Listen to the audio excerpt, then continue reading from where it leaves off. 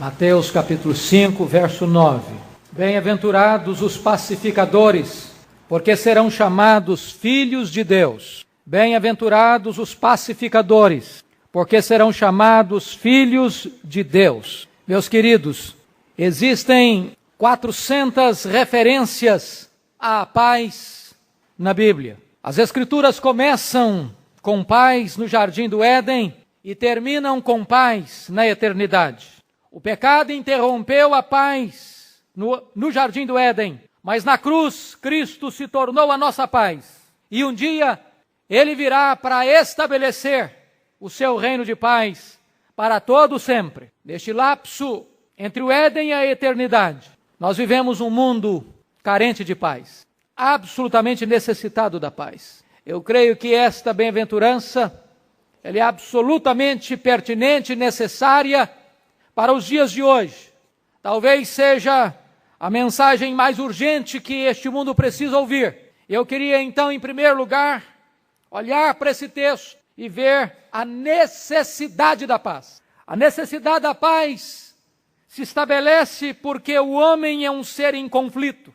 O homem está em guerra contra Deus. Ele é inimigo de Deus.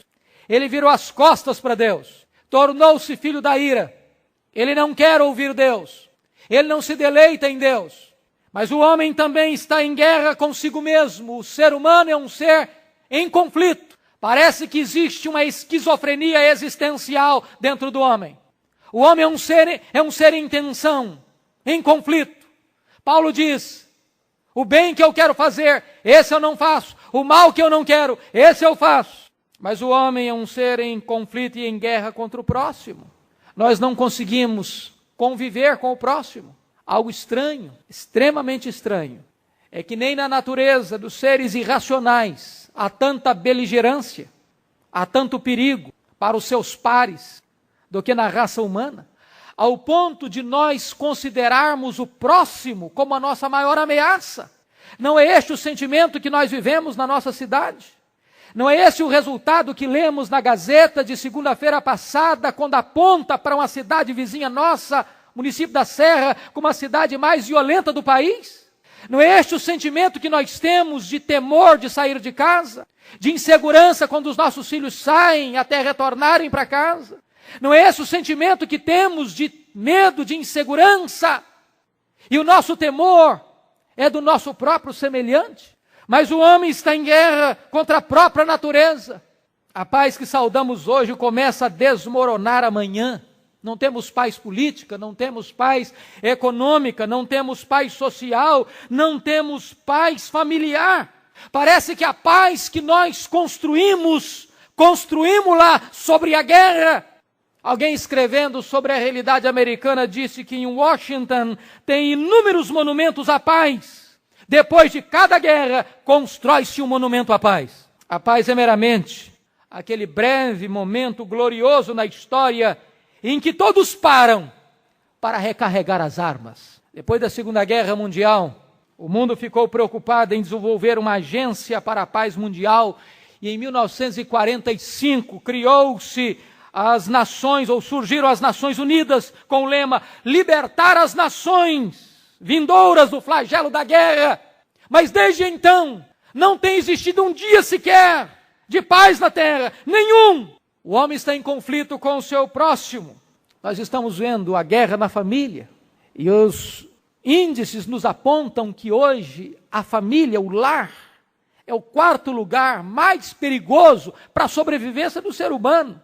Aquele lugar que deveria ser o refúgio, o quartel de segurança, de proteção, de unidade, de harmonia, de refrigério, de paz, tornou-se arena de disputas, de brigas, de contendas, de discussões, de desavenças, de malquerenças. O homem não tem paz consigo mesmo e por isso o mundo ao seu redor está se tornando um caos. O século XX começa de uma forma muito interessante, vocês se lembram disso?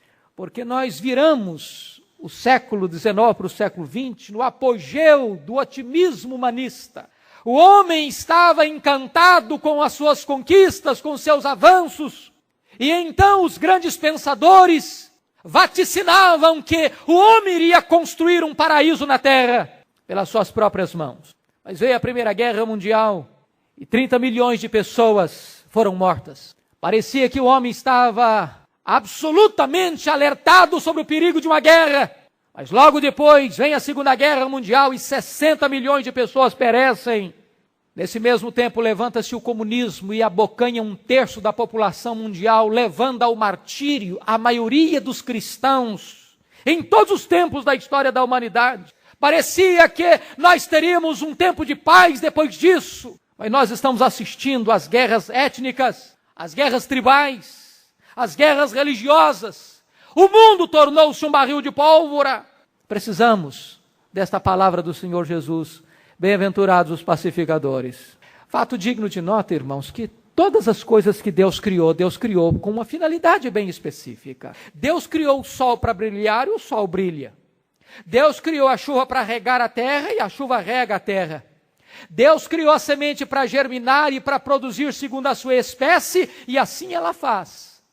Deus criou as aves dos céus para voarem e cantarem e celebrarem o nome de Deus, e elas sem preocupação não semeiam, não fiam e glorificam a Deus. Deus criou o homem para glorificar a Deus, para amar o seu próximo, e o homem não conhece a Deus, não glorifica a Deus e transforma o seu próximo num alvo de destruição. Estranho. O Senhor Jesus Cristo chegou a dizer que nem o reino de Satanás é dividido. Já pararam para pensar nisso? O reino de Satanás não luta contra ele mesmo.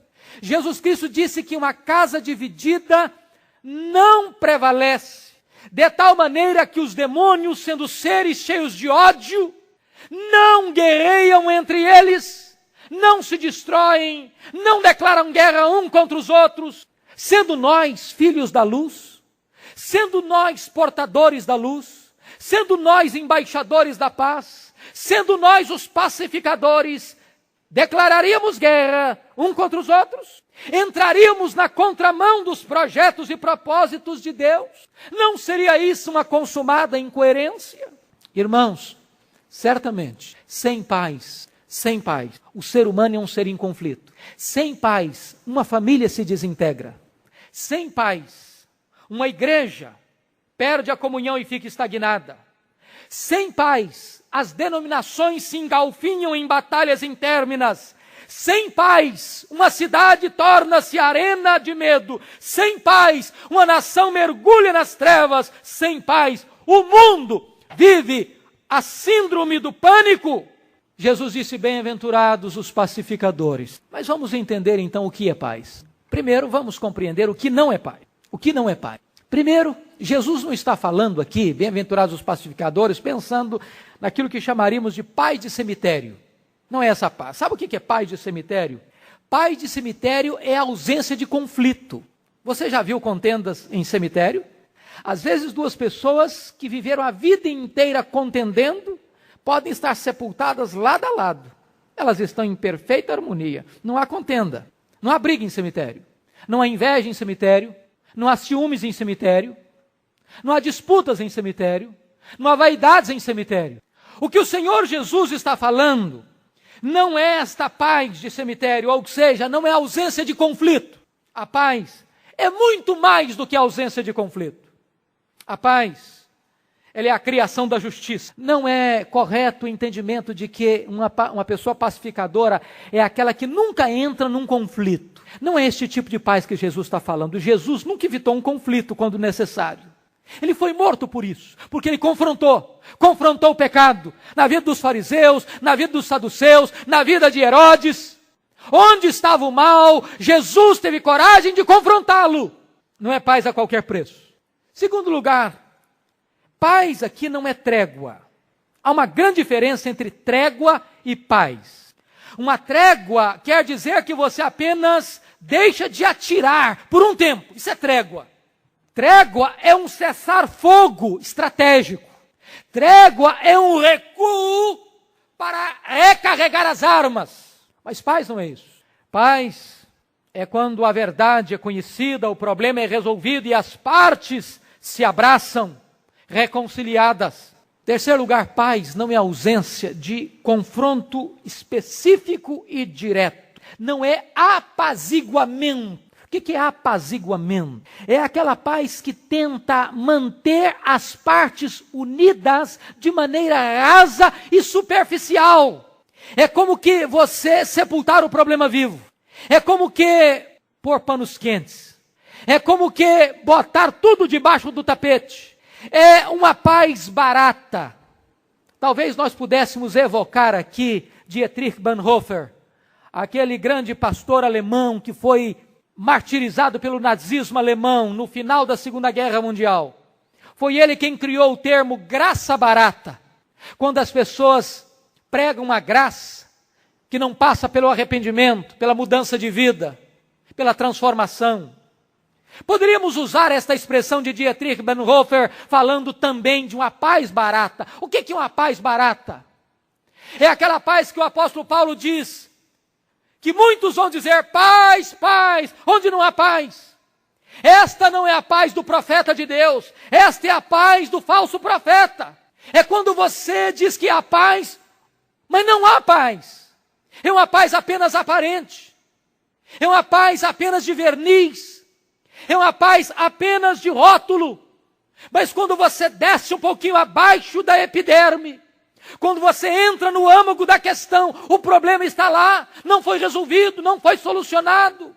Meus irmãos, muitas vezes, nas tensões do casamento, nas tensões da família, nas tensões da igreja local, nas tensões dos problemas sociais, nós temos a tendência de maquiar o problema e não resolvê-lo.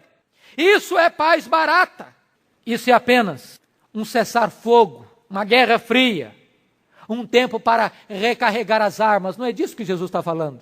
Quarto lugar, esta paz não é o sacrifício da verdade. Vocês já pararam para perceber que hoje está na moda você falar na unidade, sobretudo os cristãos? É bonito falar isso. É deselegante. Parece que é anti-humano. Parece que é anticristão. Parece que você está na contramão de tudo aquilo que o mundo entende por cristianismo, quando você dá uma palavra na contramão da unidade geral, absoluta e restrita da cristandade. Mas, meus irmãos, não há paz nem unidade fora da verdade. Não há. É por isso que o ecumenismo é uma grande falácia, é uma grande mentira, é um grande engodo. Você não pode unir-se em paz plena, absoluta, quando não há uma sintonia costurada pela paz, pela verdade. A palavra de Deus está nos mostrando que nós não podemos buscar a união sem pureza doutrinária e sem pureza de conduta. A Bíblia diz assim: buscai a paz com todos e a santificação, sem a qual ninguém verá o Senhor. Não há paz sem santificação. Não há paz sem pureza. O apóstolo Paulo está dizendo para nós que não podemos ser cúmplices com as obras infrutíferas das trevas. Deus condenou a aliança do rei Josias com o rei Acabe, porque o rei Acabe era um rei pagão, ímpio, idólatra. E Josias dizia ser um homem temente a Deus, que servia a Deus, e Deus reprovou aquela aliança de Josias com Acabe. A Bíblia diz: não vos ponhais em julgo desigual com os incrédulos, porque que sociedade pode haver entre a justiça e a iniquidade, ou que comunhão da luz com as trevas? Queridos irmãos, eu queria que nós agora parássemos para pensar num outro aspecto. Quais seriam os impedimentos a esta paz? Bem-aventurados os pacificadores. Que impedimentos nós poderíamos encontrar para esta paz estabelecida? Primeiro, uma coisa que prejudica o estabelecimento da paz é a semeadura da contenda. Não tem nada mais grave que isso, irmãos. Não tem nada mais nocivo, danoso, letal do que a semeadura de contendas. A palavra de Deus em Levíticos 19:16 diz: não andarás como mexeriqueiro entre o teu povo. O que é isso? É exatamente o pecado que Provérbios 6:19 diz que mais a alma de Deus abomina, aquele que espalha contenda entre os irmãos. Veja bem que se a Bíblia diz que bendito, abençoado, bem-aventurado é aquele que é pacificador, Por outro lado, então, aquele que semeia contendas é maldito, está debaixo da maldição divina. Alguém já chamou o que? O mexeriqueiro, o que espalha contendas, é o correio oficial do diabo que transporta as cartas do diabo, disse Thomas Watson, um piedoso puritano do século XVII. O espalhador de contendas é aquele que sopra as brasas da contenda, que acende o fogaréu da contenda. E o diabo foi o primeiro a quebrar a paz, separando o homem de Deus. Por isso, meu amado irmão, em nome de Jesus, se você quer ser um pacificador, não seja correio a transportar as cartas do diabo. Se alguém lhe trouxer uma palavra de intriga, que vai levar uma contenda contra alguém, não se dê ao capricho de ser transportador de mensagem tão ignominiosa. Interrompa este fluxo da contenda ali mesmo. Não entre nesse jogo. Não faça parte desta orquestração. Porque a Bíblia diz que bem-aventurados são os pacificadores. Vejamos, em terceiro lugar, irmãos, a bênção de sermos pacificadores. A bênção de sermos pacificadores. A Bíblia diz que nós fomos chamados à paz e somos portadores da paz. Deus nunca chamou nem você nem a mim para divisão ou para contendas. Ele nos chamou para a paz. Nós temos paz com Deus, nós temos a paz de Deus, nós somos embaixadores da paz, nós devemos levar a paz. Jesus disse para os seus discípulos, quando vocês forem e entrarem numa casa, vocês devem dizer, paz seja nesta casa. Que coisa boa! É quando você chega numa casa, você chega numa família para levar paz, para levar bênção, para levar palavra boa, para não ser correio de notícias más. Paz seja nesta casa. Quando Tiago e João pediram tolamente para Jesus, na cidade de Samaria, para descer fogo do céu, para queimar os samaritanos, Jesus Cristo repreendeu-os, dizendo, vós não sabeis de que espírito sois. O Filho do Homem não veio para destruir as almas, mas veio para salvá-las. A palavra de Deus diz que quando nós somos pacificadores, os nossos filhos vão ser reparadores de brecha. Que coisa boa! Quando os nossos filhos podem ser aqueles que vão pacificar os ânimos, vão ajuntar, vão unir, vão construir pontes em vez de cavar abismos. A Bíblia diz, quão formosos são os pés daqueles que anunciam a paz. Nós somos portadores da paz. Segundo lugar, queridos, é honroso ser um pacificador. A Bíblia diz que é honroso para o homem o desviar-se de contendas. É honroso por fim numa contenda. É honroso não entrar numa contenda. É honroso pôr um ponto final nas tensões e conflitos intrapessoais e interpessoais. Salomão disse que, como o abrir de uma represa, assim é o começo de uma contenda. Você já viu o que é o abrir de uma represa? Às vezes, é um furo no concreto imperceptível. Às vezes, não se nota o perigo. É pequeno, é miúdo.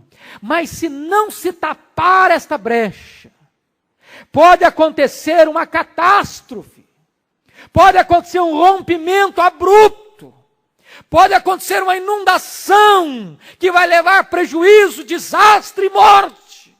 Assim, diz Salomão, é o começo de uma contenda. Um problema pequeno, facilmente administrável, pode tomar proporções gigantescas, inadministráveis, com consequências danosas e gravíssimas. Por isso Jesus disse, bem-aventurado os pacificadores. Mais do que isso, pacificador, ele se poupa a si mesmo de tormento. A Bíblia diz que o homem bondoso faz bem a si mesmo, mas o cruel a si mesmo se fere. Quando nós entramos em contendas, quando nós geramos contendas, quando nós não nos desviamos de contendas, quando nós não tapamos esta brecha que pode gerar um acidente grave, queridos irmãos, nós estamos gerando problemas para nós mesmos, nós estamos nos tornando carrascos de nós mesmos, nós nos tornamos algozes de nós mesmos, nós estamos afligindo a nossa própria alma. Por outro lado, a Bíblia diz assim: ó, quão bom e quão suave é que os irmãos vivam em união. É como o óleo, é como o orvalho. Traz alívio, traz cura, traz refrigério. Mais do que isso, queridos, quando você se torna um pacificador, você reflete na sua vida o próprio caráter de Deus, que é o Deus da paz. A Bíblia diz que o Deus Pai é o Deus da paz. Quando você se transforma num pacificador, você está tendo o caráter do Deus Pai na sua vida. Você se transforma num embaixador de Deus Pai, e você é embaixador de Deus Pai. Quando a Bíblia diz, nós somos embaixadores de Deus, rogando aos homens que se reconciliem com Deus. Mas quando você se torna um embaixador da paz, irmão, você se torna um imitador de Jesus. Ele é o príncipe da paz. Quando ele entrou no mundo, uma música foi cantada sobre paz. Paz na terra, entre os homens, a quem ele quer bem. Quando ele viveu no mundo, ele deixou o seu legado da paz. Deixo-vos a paz, a minha paz vos dou. Mas a Bíblia diz que mais do que isso, Cristo orou pela paz. Ele orou para que a sua igreja, seus discípulos fossem um. Como ele e o Pai são um. Nunca houve desavença, contenda, ciúme e inveja entre o Pai e o Filho. Sempre em harmonia, sempre em união, sempre em amor, sempre afinados, sempre caminhando na mesma direção, com o mesmo propósito, com os mesmos objetivos. Este é o projeto de Deus para os seus filhos, que eles sejam um, como ele e o Pai são um. Cristo fez a paz pelo sangue da sua cruz. E o Espírito Santo também é o Deus da paz, é o Espírito da paz, ele é o Consolador. Daí, quando nós praticamos esta bênção de sermos pacificadores, nós estamos imitando o próprio Deus. Mas, querido irmão, de que maneira que nós podemos ser pacificadores? Vamos pensar nisso. Primeiro, você e eu podemos ser pacificadores quando nós anunciamos o Evangelho da paz. Toda vez que você leva o Evangelho de Cristo para uma pessoa, essa pessoa está em conflito com Deus, consigo, com o próximo, e esta pessoa se reconcilia com Deus, você está sendo um dos maiores instrumentos da paz neste universo. Não tem nenhuma embaixada mais poderosa da paz do que a embaixada da evangelização. Eu já lhes disse algumas vezes sobre aquela famosa história da Segunda Guerra Mundial, quando o Japão bombardeou Pearl Harbor, provocando morte de centenas e centenas de pessoas. Quem comandava aquele bombardeio era Mitsu Fuchida, provocando uma revolta, uma reação violenta e sangrenta americana. E um soldado americano, Charles D. Chase, resolve patrocinar a vingança. E ele se coloca na fila para ser aquele que vai comandar o bombardeio de Tóquio. Mas ele é apanhado, ele é capturado, ele é torturado. Ele passa sofrimentos terríveis nas prisões japonesas. À beira da morte, com escassez de pão e tortura. Levaram-lhe algumas páginas soltas dos evangelhos. E lendo a palavra de Deus, quando o Senhor Jesus Cristo disse que nós devemos amar os nossos inimigos e orar por eles, esta palavra bendita entrou em seu coração e Charles D. Chase converteu-se ao Senhor Jesus Cristo. A guerra terminou e ele voltou para os Estados Unidos, entrou no Instituto Bíblico, tornou-se um missionário, retornou ao Japão como missionário, escreveu o seu testemunho num folheto e soltou esse folheto abundantemente pela cidade de Tóquio. Certa feita, Mitsu Fuchida pegou um desses folhetos e leu o testemunho de Charles D. Chase. E esse testemunho tocou o seu coração, e ele converteu o seu Senhor Jesus Cristo. E os dois inimigos figadais encontraram-se, reconciliaram-se. E certa noite, na cidade de Tóquio, ambos subiram a um palanque para pregar o Evangelho de Jesus Cristo. Este é o Evangelho da graça. Esta é a obra da evangelização, que traz restauração, que traz cura, que traz reconciliação. Mas você pode ser um embaixador da paz, querido, quando você perdoa aquele que lhe ofende. Como é que você é um pacificador? Quando você perdoa. Eu vou lhe dizer que perdoar não é algo fácil. Não é. Por isso, nenhum ser humano naturalmente perdoa. O perdão é uma obra da graça de Deus no nosso coração. Porque enquanto você olhar para a ofensa que você recebeu, para o tamanho da ferida que foi aberta no seu coração, para a injustiça que você sofreu, para o prejuízo que lhe causou a contenda, você vai alimentar no seu coração o desejo do revide, a malquerença, a vingança, ou no mínimo a indiferença. Mas não é este o projeto de Deus, não é esta a vontade de Deus. A palavra de Deus diz que você tem que amar os seus inimigos, orar por aqueles que lhe perseguem. A Bíblia diz que você tem que perdoar até 70 vezes 7. Não há limites para o perdão. O perdão é incondicional. O perdão é absoluto. O perdão não é uma questão de justiça, mas é um ato de misericórdia. Eu vou lhe perguntar, há no seu coração alguma necessidade de perdão? Eu não estou lhe perguntando se você sofreu injustiça, se você foi ultrajado, humilhado, se você sofreu prejuízo. Não é esta a minha questão. A minha questão é, você já deliberadamente decidiu perdoar? Talvez você pense, mas o senhor porque não conhece a minha história. O senhor porque não sabe o tamanho da ferida. O senhor porque não sabe a proporção, o tamanho da injustiça. O senhor porque não sabe a minha história. O Senhor Jesus Cristo disse que o perdão que você recebeu de Deus é 600.000 vezes maior do que o perdão que você deve dar ao seu semelhante. Na linguagem da parábola do credor incompassivo, da comparação dos 10.000 talentos por 100 denários. 10.000 talentos, o perdão que você recebeu de Deus é 600.000 vezes maior. O perdão que você recebeu de Deus é infinito. Mais do que isso, sabe como é que você pode ser um pacificador? Sendo um reparador de brechas. Em vez de você levar contendas, entre nessa história para ser um reconciliador, para construir pontes, para aproximar as pessoas, para dizer, olha, você precisa perdoar, você precisa reconsiderar, você precisa se esforçar, você precisa sofrer o dano, mas não alimentar a contenda, não alimentar a rixa. Esta é a obra que Deus confiou às suas mãos e às minhas mãos, diz a Bíblia, que todos nós somos ministros da reconciliação. Deus nos deu o ministério da reconciliação. Talvez você pergunte, meu Deus, o que eu faço na igreja? Qual o meu dom? Qual o meu talento? O que eu vou fazer na igreja, Deus?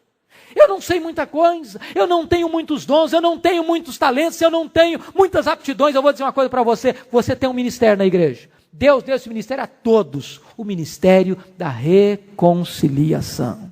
Mas vamos ver em quarto lugar a recompensa do pacificador. Jesus diz assim, bem-aventurados os pacificadores, porque eles serão chamados filhos de Deus. A palavra filhos aqui significa não criança, no sentido de um bebê, mas a palavra filho foi outra palavra usada que significa a dignidade do filho, a posição de honra e consideração do filho. Quer dizer para você que Deus honra você quando você é um pacificador.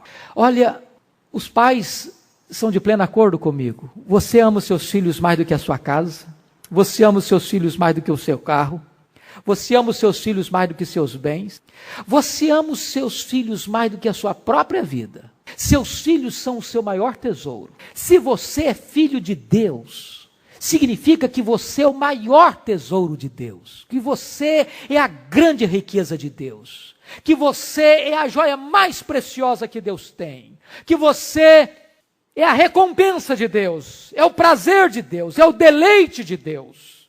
A Bíblia diz que você é a menina dos olhos de Deus. Essa palavra, numa linguagem mais moderna, é a pupila de Deus.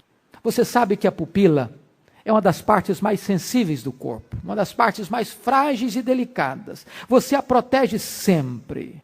Por isso, quando alguém toca em você, está tocando o dedo no olho de Deus, na pupila de Deus. Deus tem zelo por você. Você é preciosíssimo para Deus. A Bíblia diz assim, que você é o tesouro particular de Deus. A Bíblia diz que Deus deu a você um nome eterno. A Bíblia diz que Deus se importa tanto com você que Ele recolhe as suas lágrimas num odre especial. A Bíblia diz que no dia que você partir, a sua morte é preciosa para Deus. A Bíblia diz que você é um vaso de honra para Deus. A Bíblia diz que você é herança de Deus. A Bíblia diz que você está numa posição mais elevada do que os anjos. Há muitas pessoas que se encantam tanto com os anjos e não descobriram ainda que os salvos têm uma posição superior à dos anjos. A nossa posição é superior à dos anjos, porque nós fomos feitos coparticipantes da natureza divina. Nós somos membros da família de Deus. Nós fomos adotados na família de Deus. Nós somos o corpo de Cristo. Nós vamos reinar com Cristo. Nós vamos nos assentar em tronos com Cristo. Nós estaremos na família de Deus, reinando com Ele, tendo a beleza da glória de Deus estampada no nosso rosto. E de que maneira que você é filho de Deus? Deixa eu lhe dizer. Algo bonito, maravilhoso. A Bíblia diz que nós somos adotados na família de Deus. Alguns pais adotivos nós temos aqui, talvez eles possam um dia nos falar um pouquinho da beleza que é a bênção da adoção. Mas vamos pegar 3 ideias da adoção. A Bíblia diz que você é um filho adotivo. Primeiro, o que é a adoção? Adoção é quando há uma transferência de uma família para outra. Você nasceu numa família e agora você vai ser transferido para uma outra família. Nós nascemos na família adâmica. Nascemos na família do pecado, nascemos como escravos, nascemos como filhos da ira, e de repente Deus vem e nos transfere de família, e nos coloca na família de Deus, como herdeiros de Deus, sendo filhos de Deus. Segunda ideia da adoção. A adoção consiste em uma imunidade e desobrigação de todas as leis que nos prendiam à antiga família. No momento em que um filho é adotado, rompe-se todos os vínculos, todas as responsabilidades com aquela família anterior, e agora ele passa a ter todos os direitos e garantias e benesses desta nova família. Agora não somos mais escravos do pecado, agora nós somos libertos do império das trevas, agora nós somos novas criaturas. Terceiro lugar, significa o seguinte, que quando uma pessoa é adotada, consiste em uma legal investidura dos direitos da nova família. Agora ele se torna herdeiro desta nova família. Recebe um novo nome, uma nova mente, uma nova vida, um novo coração, uma nova herança. Ele recebe a própria vida eterna. Ele é herdeiro de Deus e co-herdeiro com Cristo. Vamos entender isso. Somos filhos de Deus. Qual a diferença então entre a adoção humana e a adoção divina?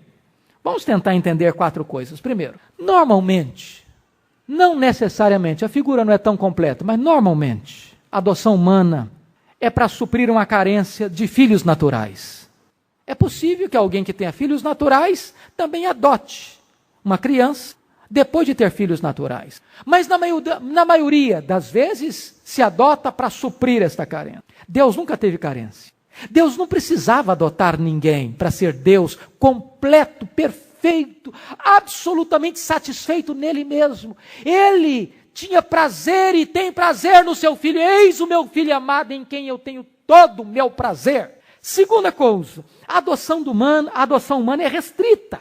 A de Deus é ampla. Por exemplo, quando um pai adota uma criança, aquela criança é sua herdeira. Mas se ele adota 2 filhos, 3 filhos, essa herança do pai é repartida com os 3. De tal maneira que esta herança é dividida e repartida. Mas a herança de Deus ela é total para todos os filhos. A herança de Deus não é assim, Deus tem milhões de filhos, então cada filho pega um pedacinho. Não, não é assim. Cada filho tem tudo de Deus. Tudo. Tudo que é do Pai é seu. Tudo. Terceiro aspecto, a adoção humana é feita em sacrifício. Ou melhor, sem sacrifício. A adoção divina custou a vida de Jesus. Às vezes, quando você adota, tem sim o ônus de cuidar, de zelar. Mas é um privilégio, é uma bênção, é um prazer. Mas a adoção sua na família de Deus custou a vida de Jesus. Finalmente, a adoção humana confere apenas benefícios terrenos. Mas a adoção divina lhe deu uma herança eterna. Bem-aventurados os pacificadores, porque eles serão chamados filhos de Deus. Filhos de Deus. Como é que você pode saber que você é um pacificador? Eu vou lhe perguntar. Como é que você pode saber disso? Primeiro, você tem um coração sensível, querido? Um pacificador tem um coração sensível. Você o tem? Um filho que ama o pai não tem prazer de entristecer o pai. Você tem prazer de agradar o coração do Pai como filho de Deus. Você prova que é filho de Deus quando você age de forma semelhante ao seu Pai. Você não pode chamar a Deus de Pai e imitar o diabo. Não tem sentido. Você imita Deus como filho de Deus. Você pode se provar filho de Deus quando você tem deleite em Deus. Você tem deleite nele. Você tem prazer de estar com Ele. Você prova que é filho de Deus quando você é chamado pelos homens. Preste atenção nisso. Não diz o texto, bem-aventurados os pacificadores, porque eles são filhos de Deus. Não é isso que o texto está dizendo. Bem-aventurados os pacificadores, porque eles serão chamados filhos de Deus. Sabe o que significa? Que quando as pessoas olharem para você e verem que você é um construtor de pontes, você é um pacificador, as pessoas vão olhar para você e vão dizer, essa pessoa parece com Deus, essa pessoa carrega o caráter de Deus, essa pessoa tem semelhança com o seu pai, essa pessoa tem o caráter do seu pai estampado na sua vida. E eu concluo fazendo-lhe 4 perguntas. Você tem paz? Você vive em paz com Deus? Você vive em paz com você mesmo? Você vive em paz com o seu próximo? Segunda pergunta. Você tem perdoado as pessoas que lhe ofendem? Alguma mágoa ainda no seu coração precisando ser removida? Você tem adotado a orientação bíblica que é melhor sofrer o dano do que alimentar uma rixa? Terceira pergunta. Você é um pacificador? Qual foi a última vez que você lutou para evitar uma contenda? Qual foi a última vez que você interviu para pôr termo numa contenda? Qual foi a última vez que você construiu pontes em vez de cavar abismos? Quarta e última pergunta. Você pode provar pela sua atitude de pacificador que você é um filho de Deus? As pessoas reputam você como um pacificador? Como um filho de Deus? Vamos curvar nossa fronte. Vamos orar. De Deus. Meu querido, minha querida irmã, meu querido irmão, seu coração tem paz. Você já foi reconciliado com Deus. Você não pode ser um reconciliador se você não está em paz com Deus. Se você não está em comunhão com o Deus da paz. Você não pode ser um instrumento de reconciliação se você não tem a paz de Deus na sua vida. Nesta noite você pode se voltar para Deus, porque tudo provém de Deus, que nos reconciliou consigo mesmo por meio de Jesus. Jesus Cristo fez a paz com o sangue da sua cruz. E nesta noite Jesus Cristo quer tomar a sua mão e unir a sua mão à mão do Pai. Porque o Pai nunca esteve em inimizade contra você. O Pai sempre o amou, o Pai sempre o buscou. O Pai sempre o esperou. Esta pode ser a noite da sua reconciliação com Deus. Meu querido, minha irmã, meu irmão, há alguma pendência na sua vida precisando ser resolvida? Alguma mágoa, algum ressentimento, algum estremecimento lá dentro da sua casa, lá no seu lar, lá no seu trabalho, lá na sua empresa, algum fato mal resolvido no passado, que ainda aflige. Não é sensato você sepultar um problema vivo. Não é prudente você simplesmente pôr panos quentes, jogar para debaixo do tapete. Não é prudente você deixar o tempo passar, porque o tempo não cura feridas. É preciso que haja cura. A Bíblia diz que se o teu irmão pecar contra ti, vai a ele, confronte-o. Se ele se arrepender, perdoa-lhe. Deus quer que a sua igreja seja uma família onde haja saúde espiritual, onde haja harmonia, onde haja uma só mente, um só coração, uma só alma.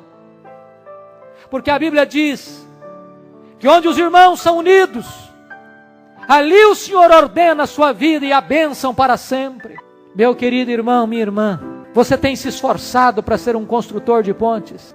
Você tem levado paz onde há contendas? Você tem procurado reconciliar as pessoas, ajudar as pessoas a superarem as suas dificuldades interpessoais?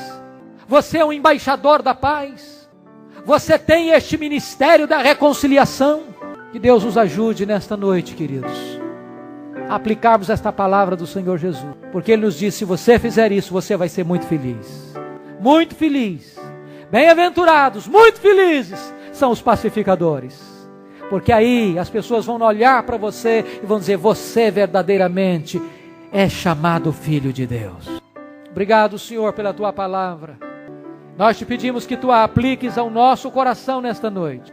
Que o Teu Espírito aplique em nós as lições deste texto, para que nós nos alegremos em Ti como Teus filhos, privilegiados, benditos, bem-aventurados, herdeiros, co-herdeiros com Cristo. Abençoa a Tua igreja, Senhor.